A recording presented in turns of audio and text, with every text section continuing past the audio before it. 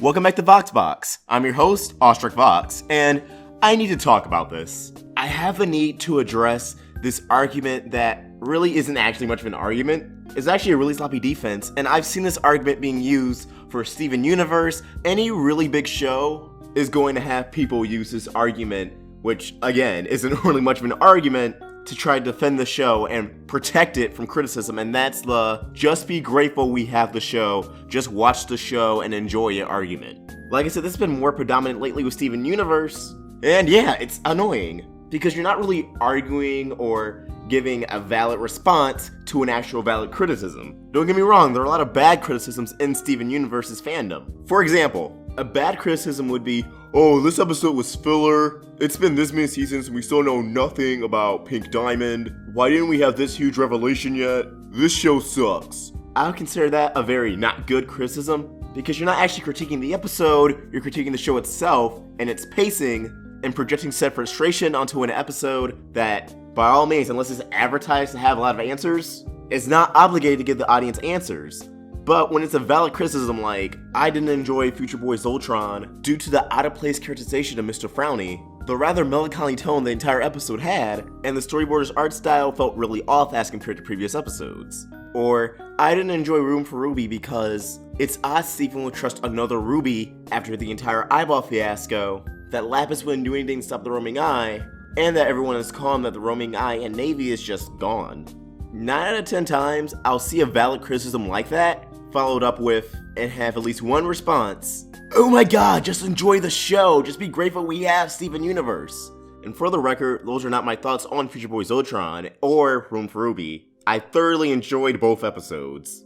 And that's the thing, I feel like those who use the argument or the justification just enjoy the show is under the assumption people hate the show when really they just have a problem with an episode or a character, but it doesn't taint their overall enjoyment of the show, it's just a concern they have. And by saying, oh, just enjoy the show, just be grateful we have the show, it's really kind of putting this bubble around yourself where criticism just doesn't exist. But criticism does exist and it's healthy. It's healthy to have criticism. It's healthy to criticize something. It's healthy to have your work be critiqued. Steven Universe is a form of art. It is obviously a form of storytelling. It has a soundtrack. It has so much that goes into it, and all of it, by every right, can be critiqued because they're putting it out there into the open world for people to critique it. It's no different than my YouTube videos, or I'm sure people who are listening to this make art on Tumblr or DeviantArt. Or even in school when you write essays, you have people peer edit it. You only get better from criticism. When people are criticizing Steven Universe and addressing their issues with it, and it's an actual constructive argument, odds are, the fact someone took the time to critique the show, to voice their concerns, means that they love the show, that this criticism is coming from a good place, that they want to see the show improve, that they want to see the staff of the show improve. If you go back and watch one of my older videos from 9 months ago, or even 6 months ago, you can see that I've improved in all aspects since then.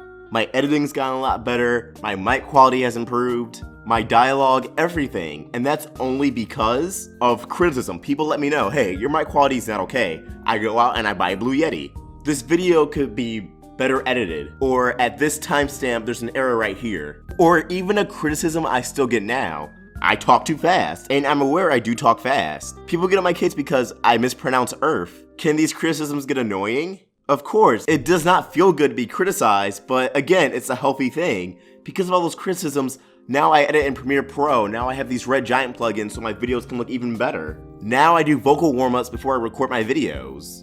And I started writing more and more scripts for my videos so I actually know what I'm saying so it's not coming off the top of my head. This video being an exception.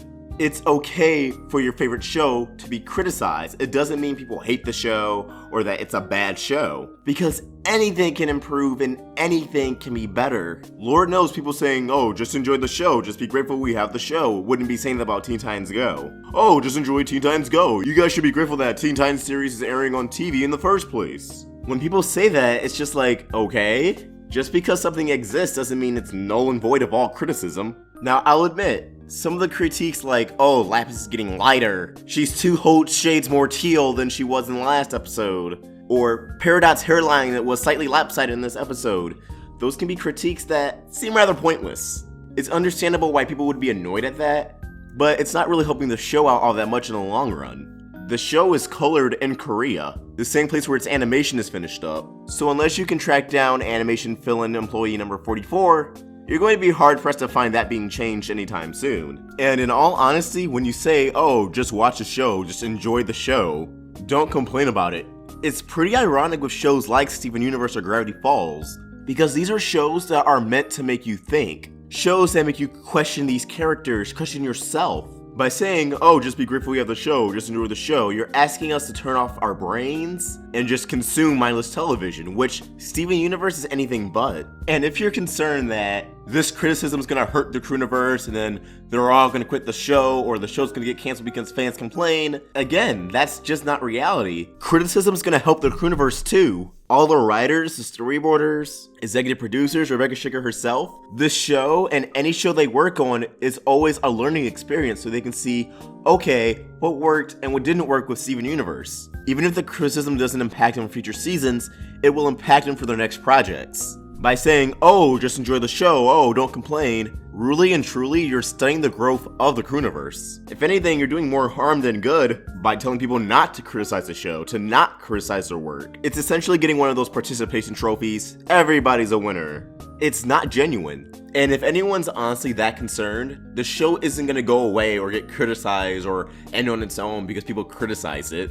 That's not how a business works. Unless they're actually losing money from the show, Steven Universe is fine. So in conclusion, by using the defense of just enjoy the show, just be grateful the show exists, you're telling people to not think too hard about the content presented in the show, which goes against the show's purpose in the first place, to not give those who work on the show criticism, which truly stunts the growth of those artists. And ultimately, you're putting yourself in this bubble, you're putting walls up around yourself, where criticism is inherently a bad thing, and that if you get criticized, it means what you're doing or what you enjoy is bad, which isn't reality.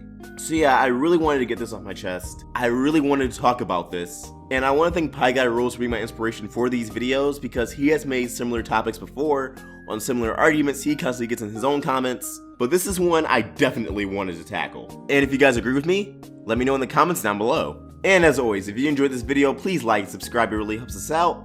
Follow us on social media, links to everything in the description down below. Ostrich Vox, signing out. This video has been powered by Patreon. If you want to give us some more support, head to patreon.com/roundtablevids, become a patron, and get some awesome perks. Thanks for watching another video on the Roundtable. If you want to get more involved with our community and watch videos from Let's Talk with Tom, Voxbox, and more, click the video right here. Or if you want to get some more of the animation goodness, watch some Crystal Clear or Meaning Monday, click the video right here. And please, don't forget to subscribe.